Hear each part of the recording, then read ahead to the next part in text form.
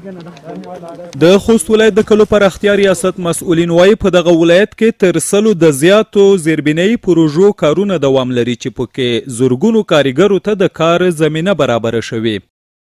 په مجموع کې څه کم 80 پروژې چې دا کې مختلفې پروژې دي، استنادي دیوالونه دي او کانالونه دي، سربندونه دي او د اوبو دپاره ظاهري یا ظاهروي کسې دي چې نه د ځمکو خړوبول ترسره کیږي.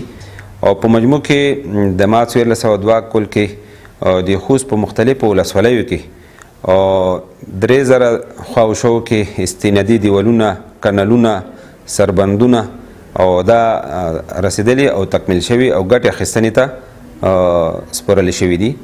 د غرض په خوست کې د ټولنیز ملاتړ معیشت پروګرام ولایتي مسؤلین هم وایي یوازې په سپیره سرحدي ولسوالۍ کې د 80 رغنیزو پروژو له جملې یې د 250 هغو کارونه روان کړي چې په پلي کېدو سره به په اړوندو برخو کې د خلکو شته ستونزې ورسره هوارې شي.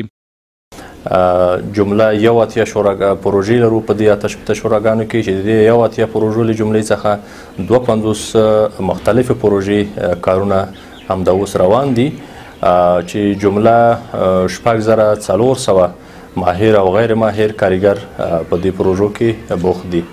د یادونې وړ ده چې د دې 250 پروژو جمله 100 میلیونه افغانۍ بودیجه ورته ځانګړې شوې ده. بل لور ته هغه کارګر چې په یادو پروژو کې ورته د کار زمینه برابره ده خوښ دي او د ورته نورو پروژو د تطبیق غوښتنه لري. دا پروژې د خصوصا د اوبو په مورد باندې باید ووایم چې اوبه دلته ډېرې نیمګړې وي. داسې وخت و چې دلته به خلکو د حوضونو د ډنډو اوبه څښلې او ورو ورو د خلکو په همت سره بعضې کویان دغه په خپل همت په مټو باندې دغه کویان وبسل.